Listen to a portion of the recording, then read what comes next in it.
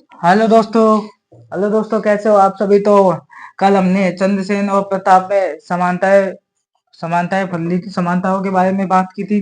देखो, चंद्रसेन तथा महाराणा प्रताप दोनों ने मुगलों की अधीनता स्वीकार नहीं की थी।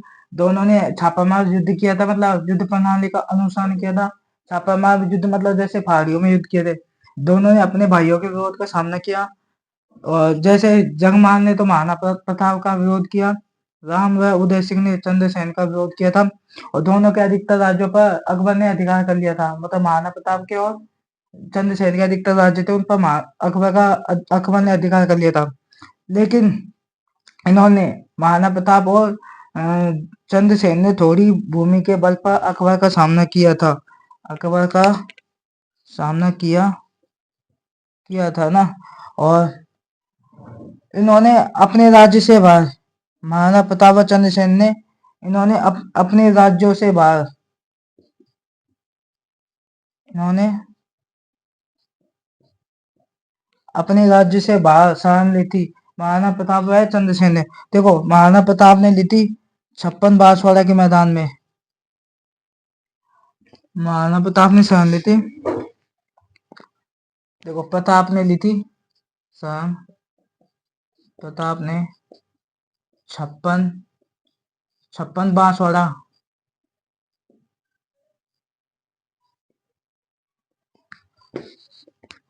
56 बांसवाड़ा के मैदान में महाराणा प्रताप ने शरण ली थी। और चंद्रसेन को इसको आस्कर ने शरण दी थी। डूंगरपुर के राजा आस्कर ने शरण दी थी किसे? चंद्रसेन को।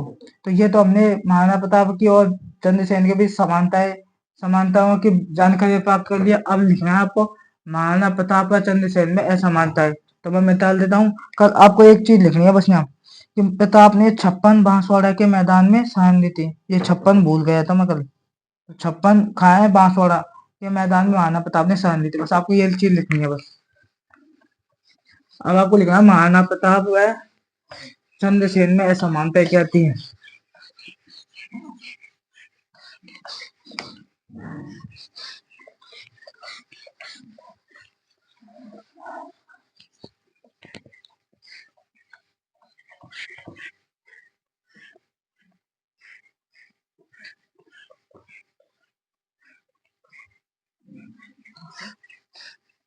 देखो,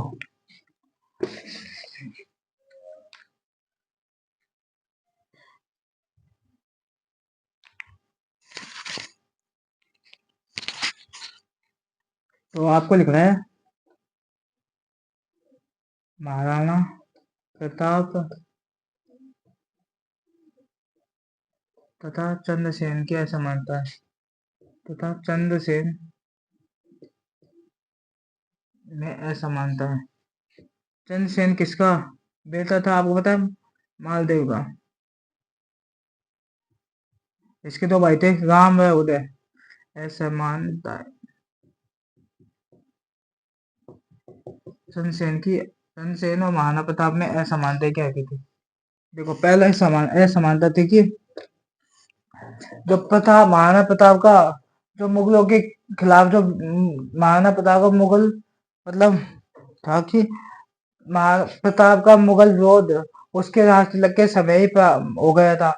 मतलब जो मुगल थे अकबर और महाराणा प्रताप में जो आपस में लड़ाई थी, वो जब महाराणा प्रताप का वो हुआ था राष्ट्र तिलक, उसके समय ही महाराणा प्रताप और मुगलों में क्या हो गई, लड़ाइयाँ शुरू हो गई थी।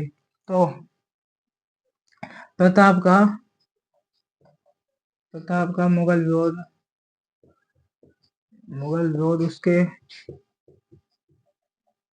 उसके राज तिलक के समय ही उसके राज तिलक के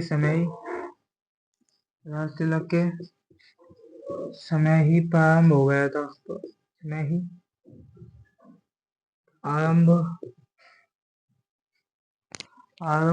हो गया था। समय ही आरंभ हो गया था।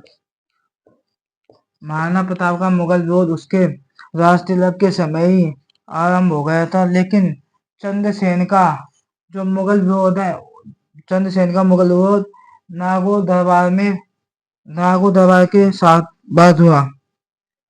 चंद्रसेन का मुगल विरोध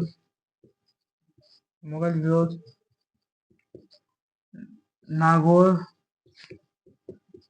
दरबार के बाद शुरू हो गया। नागौर दरबार के बाद शुरू हो गया।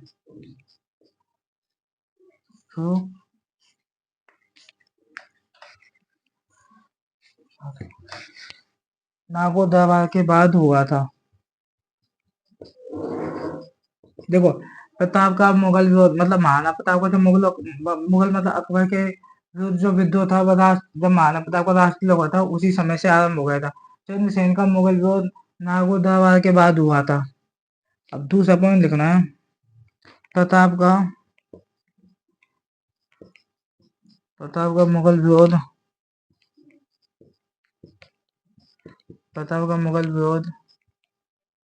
उसकी मृत्यु के बाद भी महाराणा प्रताप की मृत्यु के बाद भी उसके बेटे मतलब महाराणा प्रताप के बेटे अमर सिंह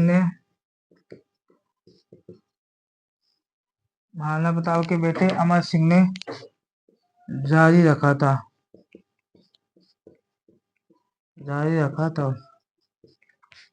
देखो, प्रताप का जो मुगल विरोध है, महाराणा प्रताप की मृत्यु के बाद भी महाराणा प्रताप के बेटे अमर सिंह ने इस मुगल विद्रोह को जारी रखा।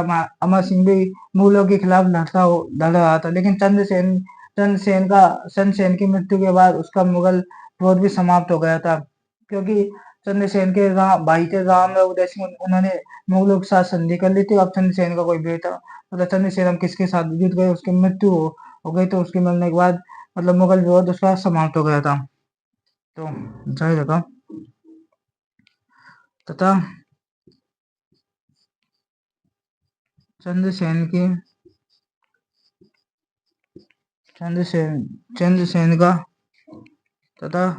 का मुगल विरोध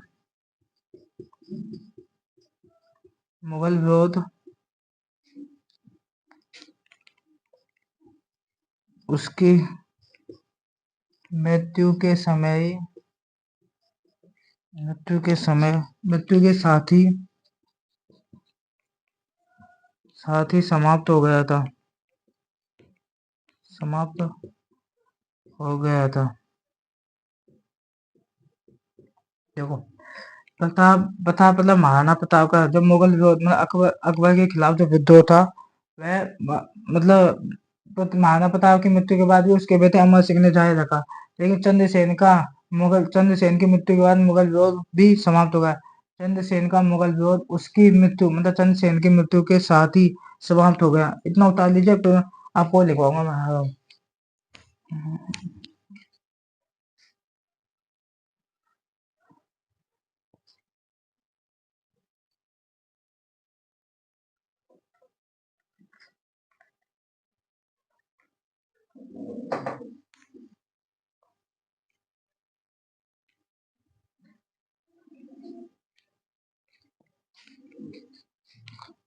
अब नीचे लिखना है एक लाइन। महाराणा प्रताप ने अकबर का प्रत्यक्ष सामना किया था, मतलब आमने सामने युद्ध किया था, लेकिन चंद्रसेन ने ऐसा कोई युद्ध नहीं किया था। क्यों? महाराणा प्रताप ने 2 युद्ध किए थे, एक तो हल्दीघाटी का युद्ध और एक दिवे का युद्ध, जो आमने सामने किया था, और चंद्रसेन ऐसा नहीं कर पाया था। तो आपको लिखना है प्रताप ने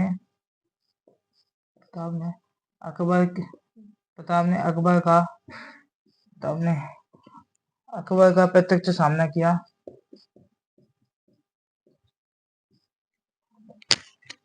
अकबर का प्रत्यक्ष सामना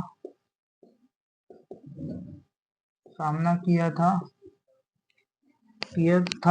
जैसे कौन कौन से युद्ध थे उनमें किया था?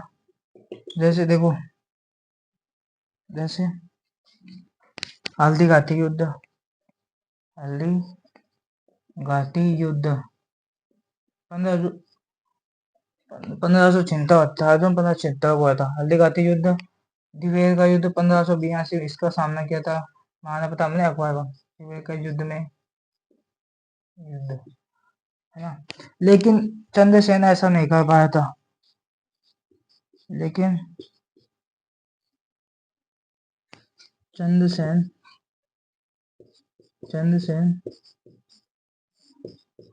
ऐसा नहीं कर पाया था।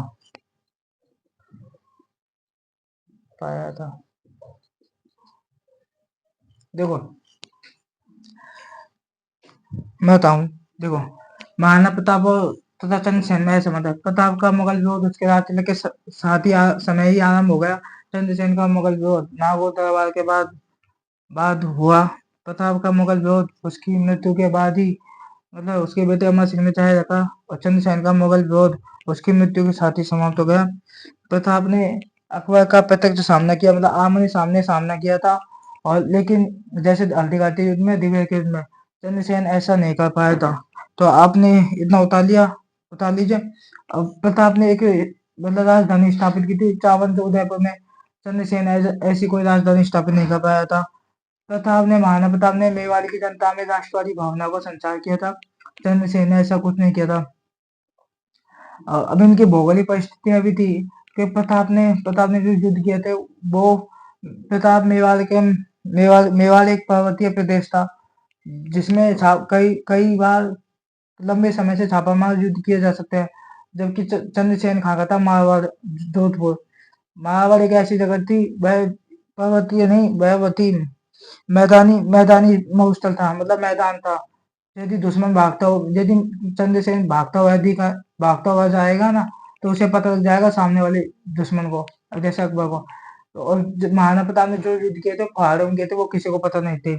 इसलिए भौगोलिक परिस्थितियां भी चंद्रसेन की वो थी।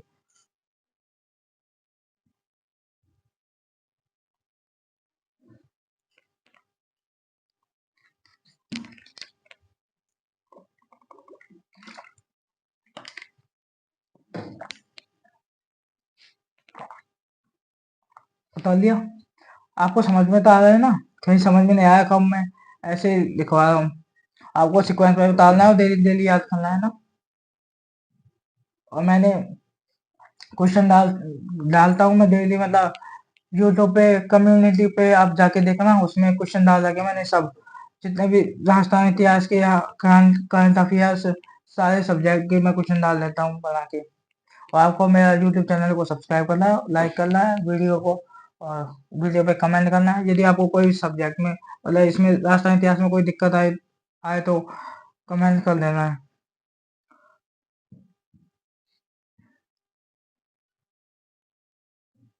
उतार लिया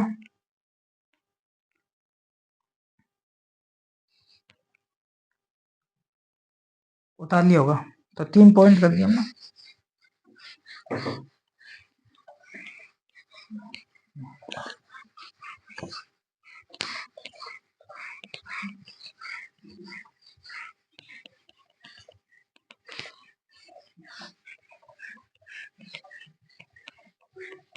अब दिखाए 3 पॉइंट। चौथा पॉइंट दिखाए, प्रताप ने सावंड में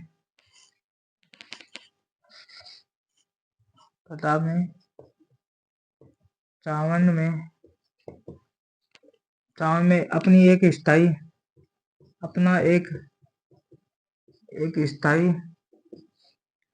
केंद्र बनाया था। महाराणा प्रताप ने चावन में अपना एक स्थायी केंद्र बनाया था, तथा चंद्रसेन ने ऐसा कोई केंद्र स्थापित नहीं किया था। चंद्रसेन ने ऐसा कोई केंद्र या राजधानी स्थापित नहीं की थी।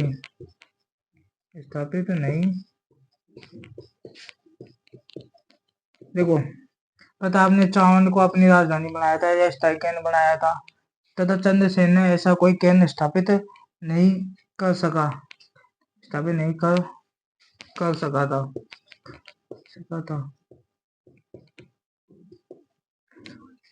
कर सका। 5वां पॉइंट है, प्रताप ने मेवाड़ की जनता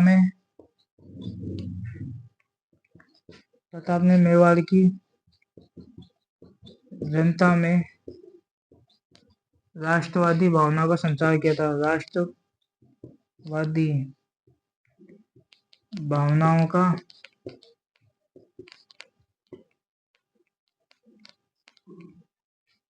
संचार किया था।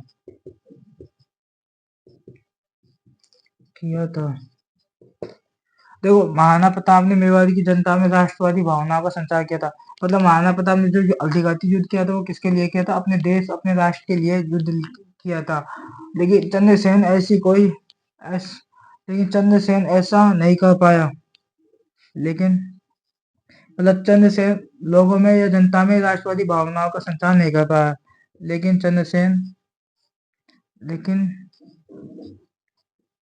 चंद्रसेन ऐसा नहीं कर पाया था।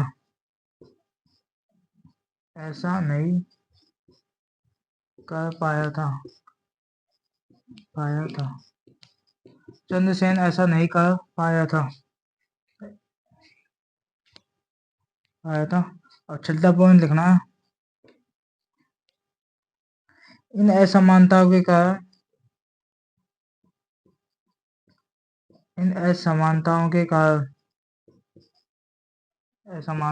कारण चंद्रसेन को मारवाड़ का प्रतापी राजा कहा जाता है। चंद्रसेन को मारवाड़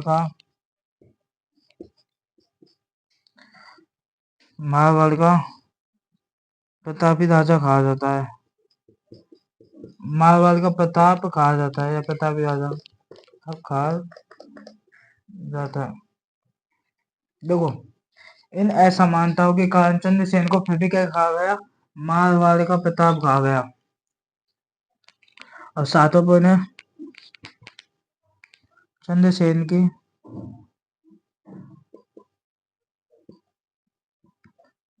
की भौगोलिक परिस्थितियों का चंद्रसेन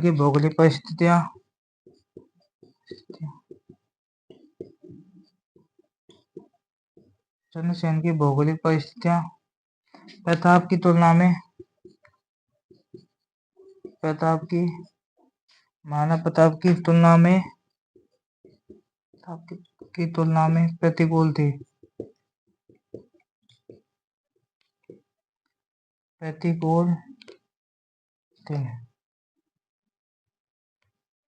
देखो, चंद्रसेन की परिस्थितियां मतलब चंद्रसेन की भौगोलिक परिस्थितियां प्रताप की तुलना में प्रतिकूल थी।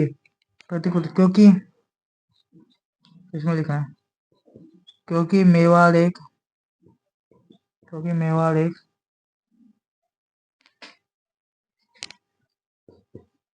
पर्वतीय प्रदेश है।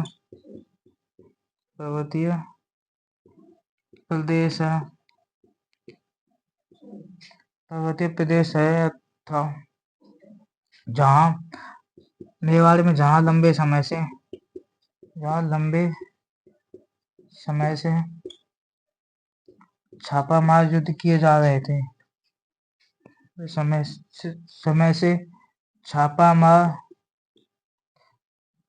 जहां लंबे समय तक छापामार युद्ध किया जा सकता है। छापामार युद्ध किया जा सकता है। अभी मैं समझाऊंगा। युद्ध किया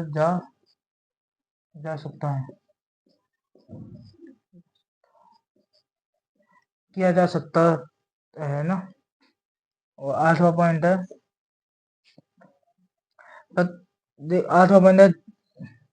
8वां पॉइंट लिखना है आपको, ताकि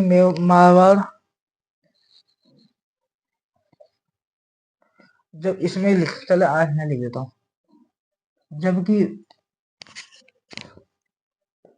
जबकि मारवाड़ मारवाड़ कहाँ था? जोधपुर में। जबकि मारवाड़ एक मैदानी मरुस्थल है कि मारवाड़ मारवाड़ एक मैदानी मरुस्थल मरुस्थल है। जबकि मारवाड़ का एक मैदानी मरुस्थल था या था। जबकि मारवाड़ एक मैदानी मरुस्थल था। और लिखो, लिखना है। महाराणा प्रताप को भामाशाह तथा ताराचंद जैसे लोगों की सहायता मिली है। प्रताप को भामाशाह भामाशाह तथा ताराचंद ताराचंद जैसे दानवीर भामाशाह तथा ताराचंद जैसे दानवीर साथियों का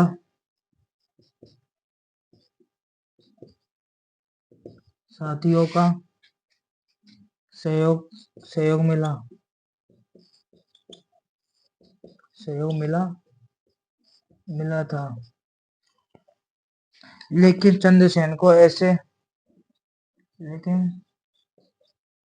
चंद्रसेन को चंद्रसेन को ऐसे ऐसे सहयोग की कमी करते हैं।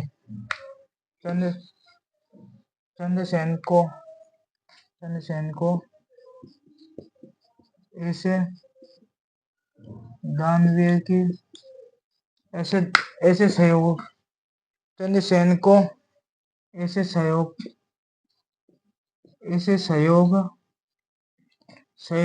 सहयोग की कमी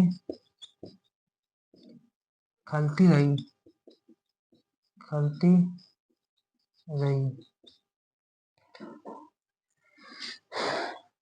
देखो, अब मैं आपको समझाता हूँ। देखो, महाराणा प्रताप तथा चंद्रसेन में समानताएं देखेंगे। देखो, तीन तो हमने बात कर ली थी। देखो, प्रताप ने 54 में अपना एक स्थायी केंद्र स्थापित किया था या बनाया था या राजधानी स्थापित की। महाराणा प्रताप ने 54 जो उदयपुर में वहां अपना एक स्थायी केंद्र बनाया था, जबकि चंद्रसेन ऐसा कोई केंद्र स्थापित नहीं कर सका था।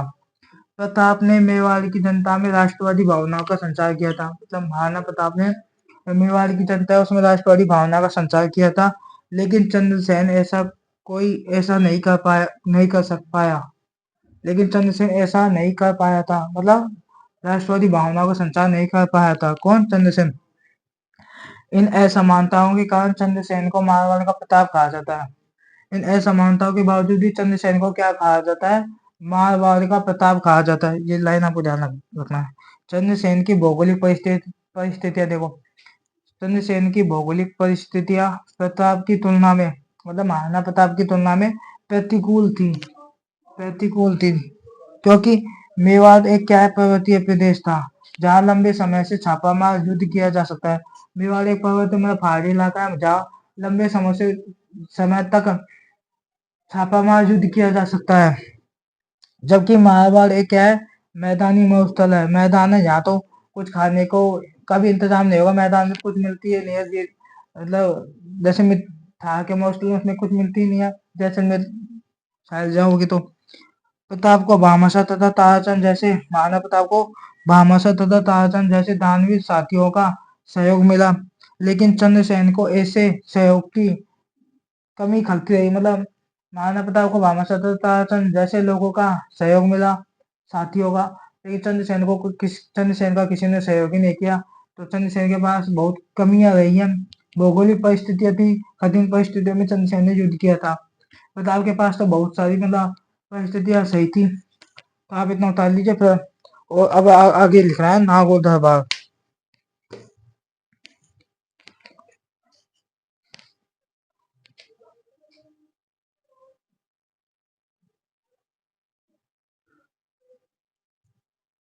उतार लीजिए फिर आप लिखवाएंगे नागौर दरबार।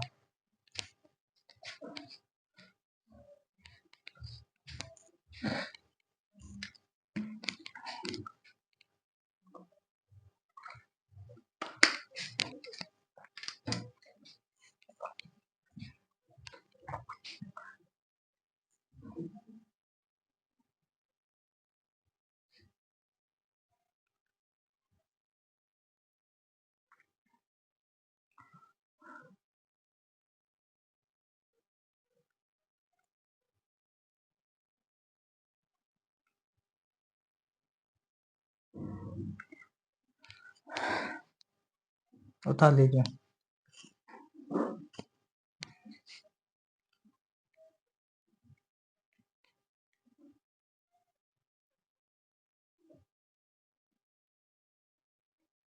अब आपको लिखना है नागौर दरबार आगे। अकबर ने 1570 ईस्वी में नागौर दरबार लगाए। इसका घोषित उद्देश्य था कारागार कार्य। वास्तविक उद्देश्य था राजस्थान के राजाओं को अधीनता स्वीकार करना। राजस्थान के कई राजाओं ने अधीनता स्वीकार की थी। बीकानेर का राजा था कल्याण, और जैसलमेर का था हरराज, और चंद्रसेन का भाई था उदय सिंह ने मतलब शरण ली थी। तो इस समय अकबर ने सुक्का तालाब का निर्माण करवाया था। और नागौर दरबार का फिर महत्व देखेंगे, क्योंकि अकबर ने बिना लड़े ही अपनी कूटनीति मतलब बातचीत की द्वारा ही मतलब राजस्थान के राजाओं को अधीनता स्वीकार करा दी थी। राजस्थान के राजाओं को स्पष्ट रूप से दो भागों में विभाजित किया था। एक तो मुगल के विरोधी महाराणा प्रताप और चंद्रसेन तक विरोध कर रहे थे इसका, अकबर का जगमाल उसका साथ दे रहा था। तो एक तो मुगलों के विरोधी और एक मुगल सहयोगी। और राजस्थान के राजाओं को आश्रित राजस्थान के राजाओं ने मुगल आश्रित राजाओं की एक श्रृंखला बन गई थी। मतलब राजस्थान के राजा थे वो मुगलों के मतलब शरण में आ गए, तो उनकी एक श्रृंखला बन गई। जैसे मान सिंह था जो आमेर का था, उसने मुगलों के शरण में आ गया था। और एक राय सिंह था जो बीकानेर का था, वो भी। तो आपको इतना लिख रहा है, बता लिया होगा अब तक तो।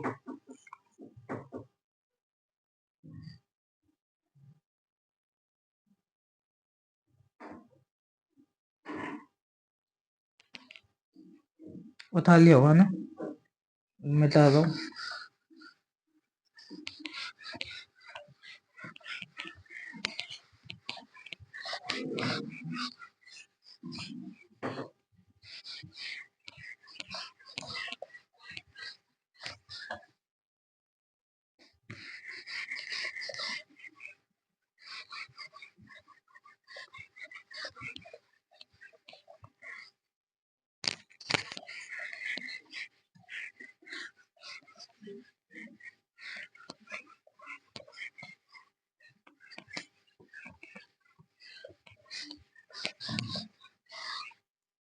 लिखना है आपको नागौर दरबार अकबर ने लगवाई थी। नागौर दरबार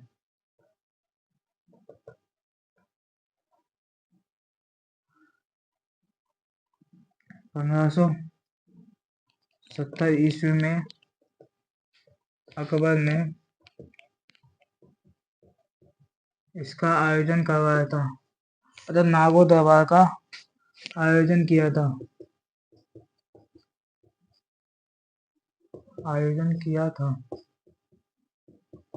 1570 ईस्वी में अकबर ने इसका आयोजन किया था, किसका? नागौर दरबार का। और इसका उद्देश्य, घोषित उद्देश्य क्या है इसका?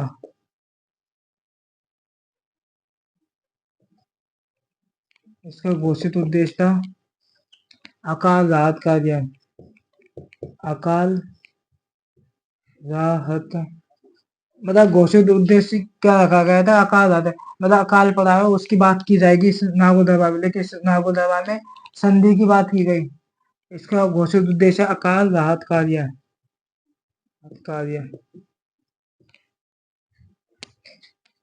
घोषित उद्देश्य तो अकाल राहत कार्य था। वास्तविक उद्देश्य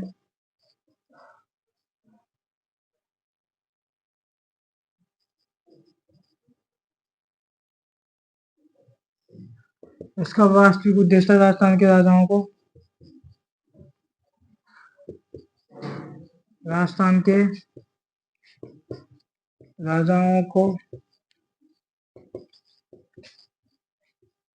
अधीनता, इसका वास्तविक उद्देश्य राजस्थान के राजाओं को अधीनता स्वीकार कराना। राजाओं को अधीनता स्वीकार करवाना, था। इसका वास्तविक उद्देश्य था राजस्थान के राजाओं को अधीनता स्वीकार करवाना। एक लाइन राजस्थान के राजस्थान के कई राजाओं ने अकबर की अधीनता स्वीकार कर ली थी। राजा अधीनता अकबर की अधीनता स्वीकार कर ली थी। राजस्थान के कई राजाओं ने अकबर की अधीनता स्वीकार कर ली थी। जैसे राजस्थान के राजा कौन कौन से थे? जैसे पहला था कल्याणमल। कल्याणमल था, यह बीकानेर का था। इसने अकबर की अधीनता स्वीकार की थी, बीकानेर का। दूसरा था हरराज। इसको चंद्रसेन ने क्या बेचा था? पोखरण के किला 1 लाख रुपए में। तो यह क्या का था? जैसलमेर का।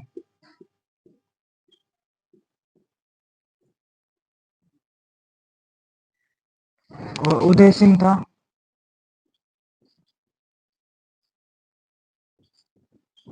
उदय सिंह यह चंद्रसेन का भाई था। इसने भी अधीनता स्वीकार की थी। यह चंद्रसेन का भाई था। इस समय अकबर ने यहाँ सुक्क तालाब का निर्माण कराया। इस समय यहाँ इस समय यहाँ पर अकबर ने सुक्क तालाब का निर्माण करवाया था। सुक्क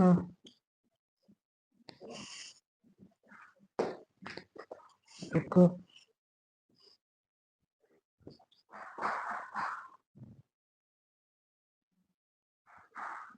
सुक्क तालाब का निर्माण करवाया था।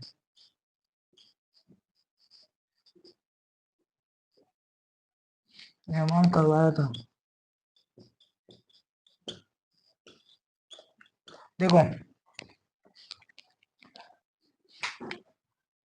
नागौर दरबार यह अकबर ने लगाई थी 1570 ईस्वी में। 1570 ईस्वी में अकबर ने इसका आयोजन किया था। किसका? नागौर दरबार का। इसका उद्देश्य रखा गया था, घोषित उद्देश्य था कि अकाल रात का। इस नागौर दरबार का उद्देश्य था कि मतलब घोषित उद्देश्य तो था कि अकाल रात का, मतलब जो मतलब यह बात तय की कि गांव में भीषण अकाल पड़ा हुआ है और वहाँ मतलब पानी की समस्या है, तो उसके लिए कार्य किया जाएगा इस नागौर दरबार के तहत। तो इसका वास्तविक उद्देश्य था, ऐसा कोई अकाल आदि का कार्य की कोई बात ही नहीं की गई थी। इस नागौर दरबार का जो वास्तविक उद्देश्य है, यह राजस्थान के राजाओं को अधीनता स्वीकार करवाना था।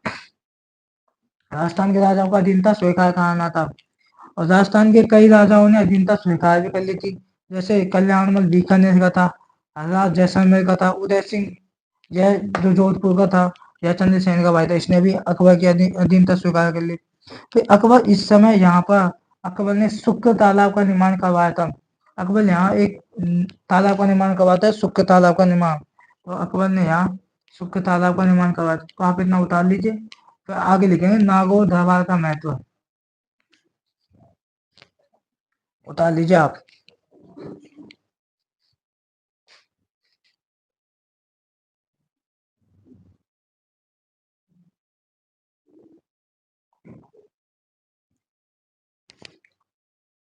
लिखे नागौर दरबार का महत्व, उतार लीजिए आप, फिर लिख पाएंगे।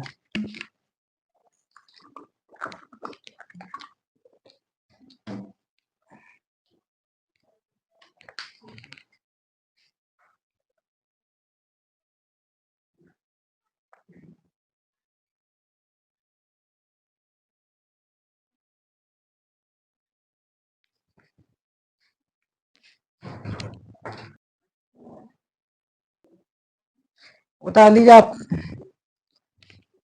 देखो, नागौर दरबार 1570 ईस्वी में अकबर ने नागौर दरबार का आयोजन किया था। इसका घोषित उद्देश्य अकाल रात कार्य, वास्तविक उद्देश्य राजस्थान के राजाओं को अधीनता स्वीकार करवाना था।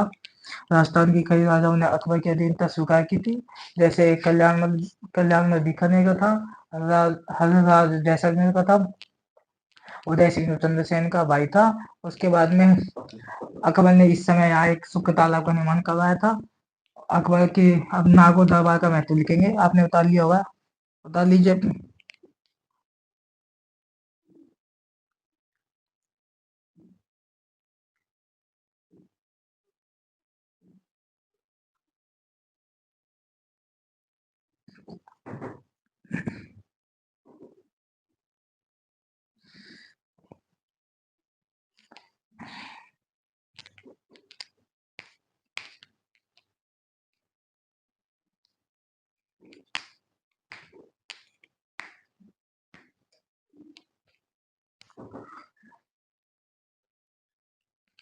उतार लिया।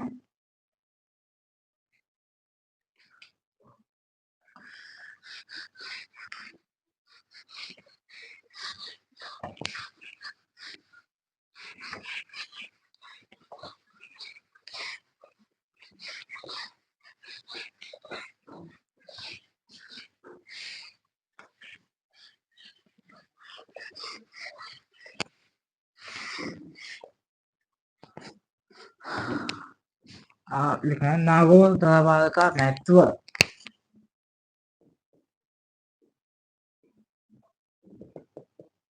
नागौर दरबार का महत्व, पहला पॉइंट लिखना है कि अकबर ने बिना लड़े ही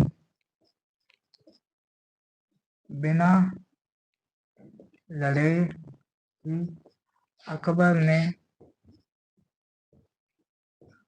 ने अपनी कूटनीति से बिना लड़े अपनी कूटनीति से राजस्थान के राजाओं को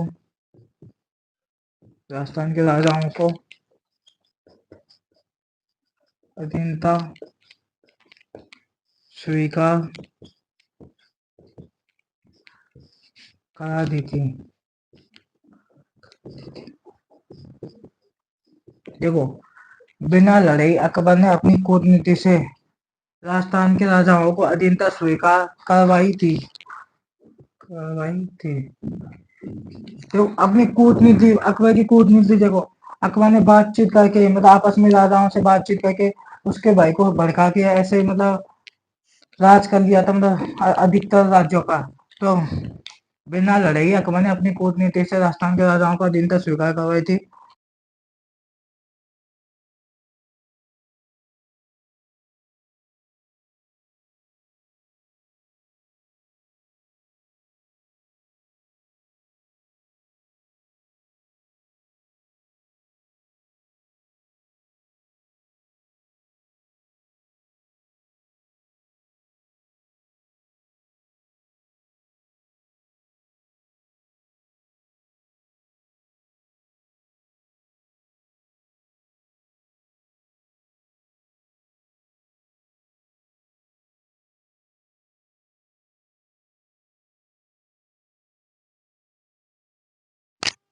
राजस्थान के राजाओं को स्पष्ट तौर पर दो भागों में विभाजित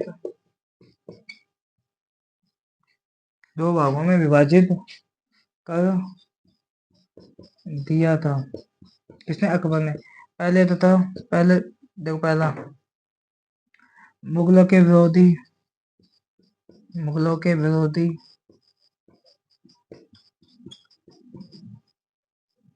पहला था मुगलों के विरोधी और एक मुगलों के सहयोगी।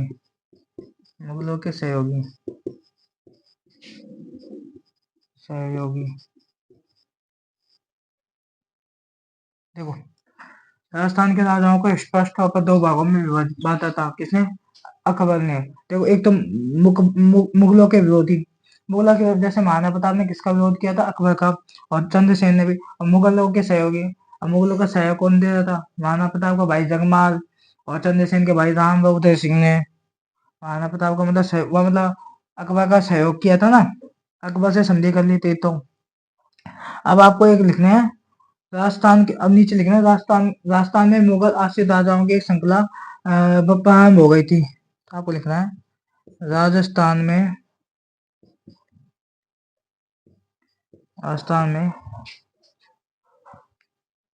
राजस्थान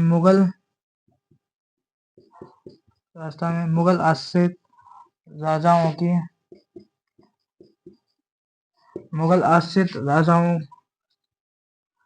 मुगल आश्रित राजाओं की एक श्रृंखला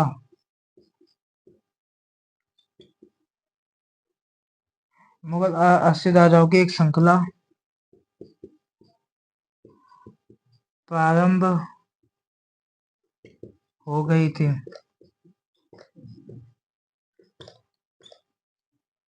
राजस्थान में मुगल आश्रित राजाओं की एक श्रृंखला प्रारंभ हो गई थी। देखो देखो मानसिंह कहा था आमेर का, इसने अकबर के अधीनता स्वीकार की थी। मतलब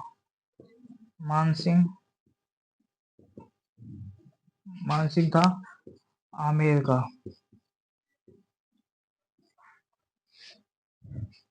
दूसरा राय सिंह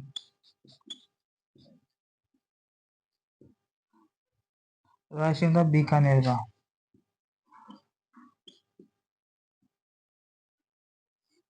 देखो नागौदा के बाद बिना लड़े अकबर ने अपनी कूटनीति बातचीत से राजस्थान के राजाओं को अधीनता स्वीकार करवाई थी। राजस्थान के राजाओं को स्पष्ट तौर पर दो भागों में विभाजित कर दिया था या बांट दिया था। एक तो मुगलों के विरोधी, एक मुगलों के सहयोगी। राजस्थान में मुगल आश्रित राजाओं की एक श्रृंखला प्रारंभ हो गई थी। जैसे मानसिंह तो आमेर का था और राय सिंह जो बीकानेर का था। तो आप इतना उतार लीजिए, फिर आगे लिखवाऊंगा मैं।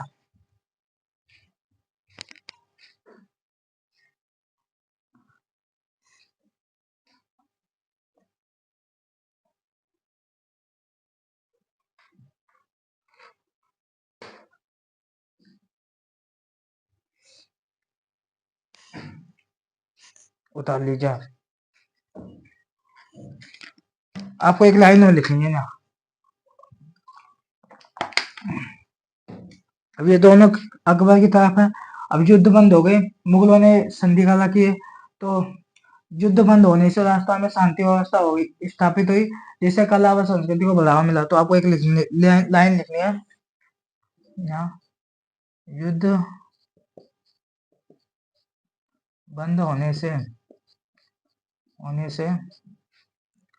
राजस्थान में शांति व्यवस्था स्थापित हुई। राजस्थान में शांति व्यवस्था स्थापित हुई। शांति व्यवस्था स्थापित हुई।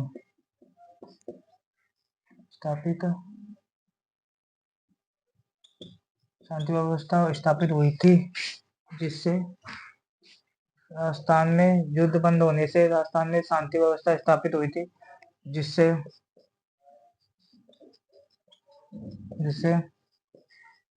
कला व संस्कृति को बढ़ावा मिला।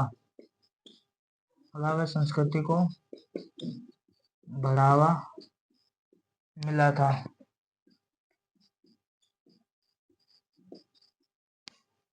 देखो युद्ध बंद हो गए तो राजस्थान में क्या हो गई, शांति व्यवस्था, जिससे कला व संस्कृति को बढ़ावा मिला। जिस कला व संस्कृति जैसे अब महलों का निर्माण करवाएंगे, मतलब कोई भी चीज निर्माण कार्य करवाएंगे। अब युद्ध में तो क्या हानि होती थी, नुकसान में सेना भी मरती थी, और मतलब कुछ निर्माण कार्य नहीं हो पाते, तो इससे कला और संस्कृति को बढ़ावा मिला। अब आपको लिखना है अगला राजा मोटा राजा उदय सिंह चंद्रसेन भाई। उदय सिंह जो है 1583 से 1595 तक। सबसे पहले अधीनता स्वीकार किसने की थी, उदय सिंह ने अकबर की। और यह जोधपुर चंद्रसेन के बाद में जोधपुर का पहला राजा बना था जिसने अकबर की अधीनता स्वीकार की थी। और इसकी राजकुमारी का नाम था मानीबाई या जोधाबाई, और इसकी बेटी थी मानीबाई जिसका विवाह जहांगीर से किया गया।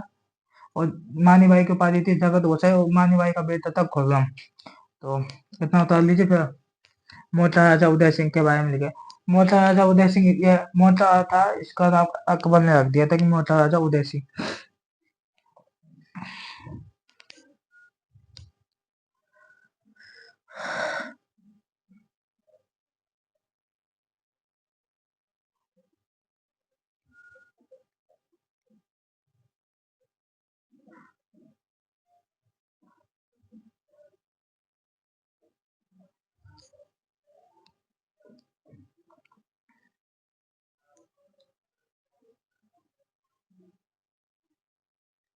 और लिखना है आपको, उतार लिया होगा आपने।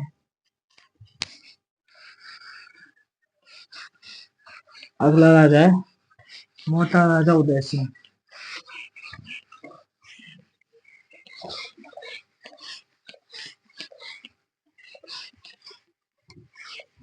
अगला राजा कौन सा है? मोटा राजा। ये मोटा मोटा था इसलिए इसका नाम क्या है? मोटा राजा उदय सिंह रखा गया।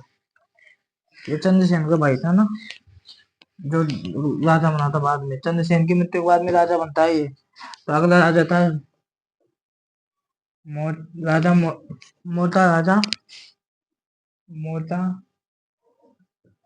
राजा उदय सिंह। मोटा राजा उदय सिंह यह 1583 से 1595 ईस्वी। तो लिखना है आपको पॉइंट में।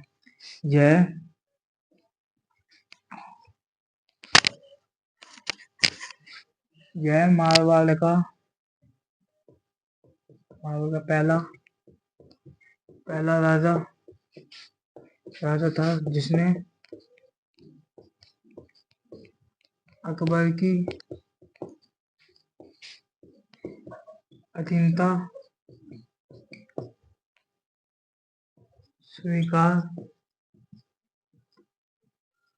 की अधीनता स्वीकार की थी। यह मारवाड़ का पहला राजा था। कौन? मोटा राजा उदय सिंह, जिसने अकबर की अधीनता स्वीकार की थी। अकबर की अधीनता कब स्वीकार की थी? नागौर दरबार जब लगा था 1570 में, तब पहला राजा यही था। उसके बाद में कल्याणमल आजाद।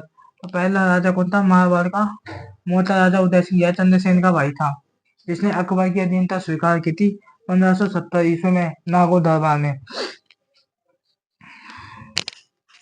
अब आपको लिखना है अधीनता स्वीकार कर अधीनता स्वीकार कर ली थी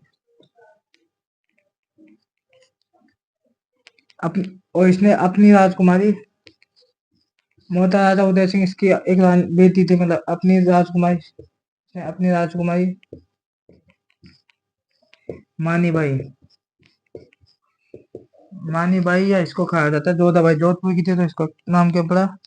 मानी बाई या जोधा बाई। इसने अपनी राजकुमारी मानी बाई या जोधा बाई का विवाह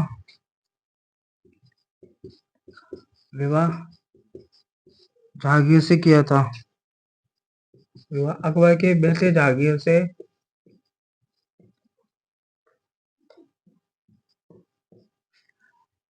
मानी बाई या जोधा बाई का विवाह जहांगीर से कर दिया था। विवाह किसका? मानी बाई का। किससे? जहांगीर से। मानी बाई की उपाधि थी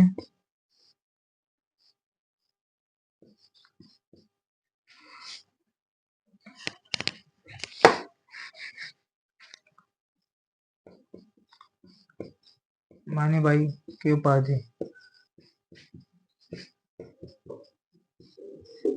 की उपाधि है जगत गोसाई।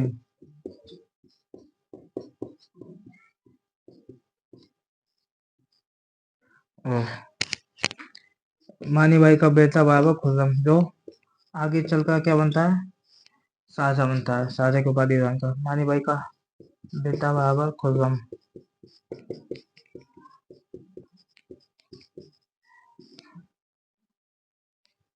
देखो, मोटा राजा उदय सिंह यह किसका भाई था? चंद्रसेन का। 1583 से 1595 तक शासन किया था।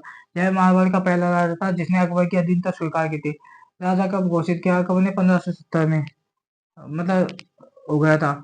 अपनी राजकुमारी इसने मोटा राजा उदय सिंह ने अपनी राजकुमारी मानी बाई या जोधा बाई का विवाह जहांगीर से कर दिया था, मतलब अकबर के बेटे से कर दिया था।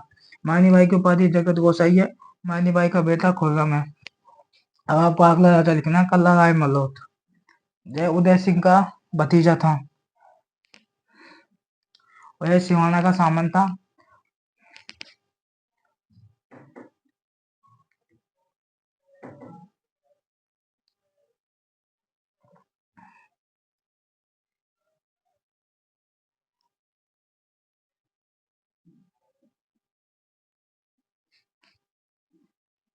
उतार लीजिए अब वो बात करेंगे तो।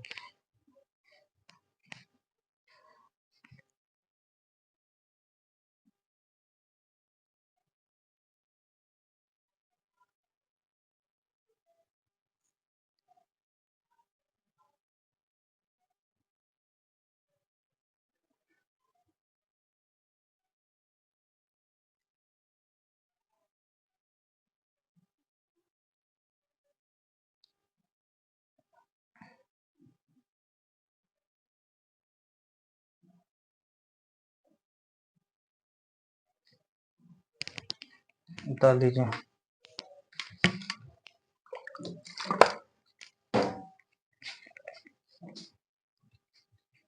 अगला आ जाए कल्ला राय मलोट।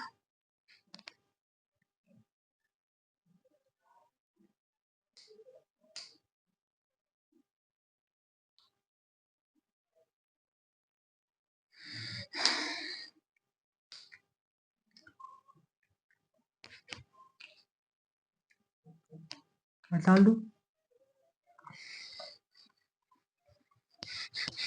एक मैं लिख देता हूँ, फिर कल्ला राय मलोट बाद में फिर आपको मैं कहानी समझा दूंगा।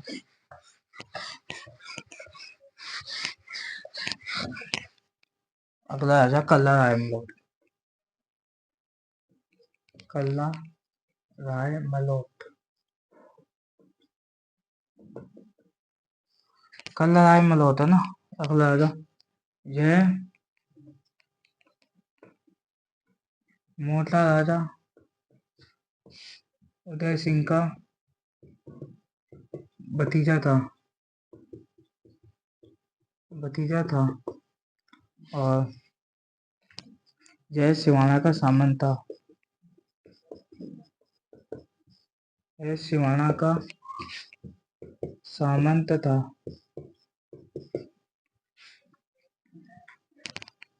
1589 ईस्वी में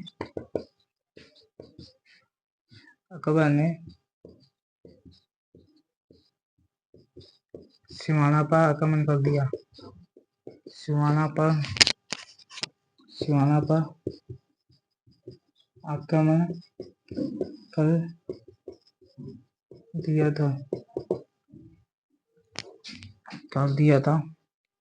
इस समय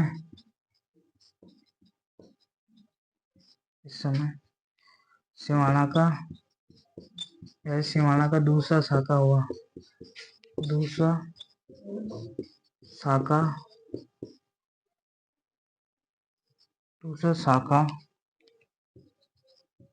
हुआ था। भानकंवर ने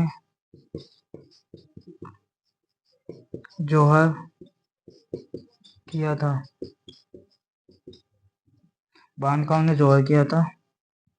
तथा कल्ला राय मलोट ने केसरिया का नेतृत्व किया।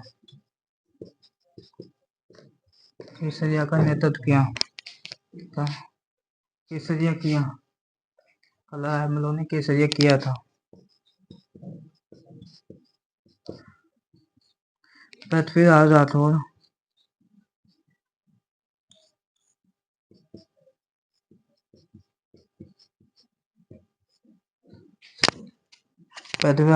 ने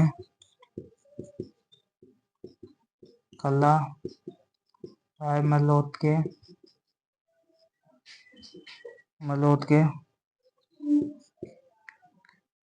मरसिए मतलब गीत लिखे थे। एक में समझो आप। देखो कल्ला राय मलोट जय मोता राजा उदय सिंह का भतीजा था ना। कौन? कल्ला राय मलोट जय सिवाना का सामंत था। 1589 में अकबर ने सिवाना पर आक्रमण कर दिया। ये मैं आपको समझाऊं कहानी नहीं। इस समय सिवाना का दूसरा शाखा हुआ था। पहला शाखा तो चौहानों ने किया था और दूसरा शाखा किसने किया था? कल्ला राय मलोट ने। सिवाना का दूसरा शाखा था ये, पहला शाखा तो चौहानों ने किया था, है ना। और भानकवर ने जौहर किया था और कल्ला राय मलोट ने केसरिया किया। पृथ्वीराज राठौर ने कल्ला राय मलोट के मसीहा मतलब गीत लिखे थे। इसका चाचा अंकल था। अब देखो देखो मैं बता रहा हूँ बात। कल्ला राय मलोट और देखो एक बूंदी का राजा था कौन? एक बूंदी का राजा था कौन? एक बूंदी का राजा है सुरजन। सुरजन सुरजन ये बूंदी का राजा था। और ये कल्ला राय मलोट, कल्ला राय मलोट ये दोनों क्या कहते थे? देखो अकबर की नागौर दरबार लगी हुई थी। अकबर की नागौर बूंदी का राजा था सुरजन। सुरजन और इधर से कल्ला राय मलोट था। तो नागौर दरबार में अकबर ने बूंदी के राजा सुरजन से कहा कि सुरजन कि तू तेरी बेटी बड़ी हो गई, उसका विवाह करना चाहता है क्या? अब तो फिर सुरजन ने बोला कि हाँ मैं करना चाहता हूँ। तो अकबर ने कहा कि तो जो तेरी बेटी है भानकवर, इसकी बेटी थी बूंदी के राजा सुरजन की बेटी भानकवर। तो अकबर ने कहा कि ये सुरजन तेरी बेटी भानकवर का विवाह मेरे भाई मेरे बेटे जहांगीर से कर दे शादी। तो फिर बूंदी के सुरजन ने कहा कि यह बात की ना। तो मतलब बूंदी के राजा सुरजन ने कहा कि मैं तो मेरी बेटी की सगाई रोक दिया, मतलब भानकवर की सगाई है ना वो रोक दिया, क्योंकि बूंदी का सुरजन जागीर से शादी नहीं करवाना चाहता था भानकवर का। तो सारे सेनापति नीचे नाल कर लिया। कल्ला राय मतलब वही नागौर दरबार में था। वह मूछ पूछ ऐसे करके बैठा था। सुरजन ने कहा कि मैं तो मेरी बेटी की शादी सगाई है ना जो कल्ला राय मलोट से तय कर दिया है। तो कल्ला राय मलोट खुश हो गया कि फोकट में मिल गया। ऐसे सब अकबर सोचता है कि ये सब दोनों झूठी बातें कर रहे हैं। तो क्या हुआ, फिर रातों रात क्या करता है कल्ला राय मलोट बूंदी जाता है। बूंदी जाके सुरजन की बेटी भानकवर से क्या करता है शादी का मतलब सगाई करता है। अभी शादी नहीं हुई, सगाई कर लेता है।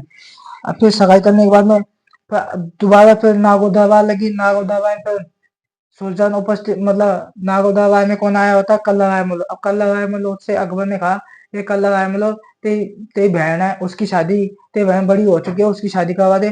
तो अब कल्ला राय मलोट सोचता है फंस गए। अकबर कहता है कि कल्ला राय मलोट तेरी बहन की शादी जहांगीर से करवा दे। अब इसने कहा कि मेरे पास पैसे नहीं है। कल्ला राय मलोट ने कहा, अकबर ने कहा कि पैसे मैं दे दूंगा, तू तो शादी करवा। तो कल्ला राय मलोट को अकबर ने पैसे दे दिया। कल्ला राय मलोट इन पैसों से सिमाना का किला का पुनर्निर्माण करवाता है। सिमाना किला फिर कल्ला राय मलोट अकबर से कहता है कि जहांगीर को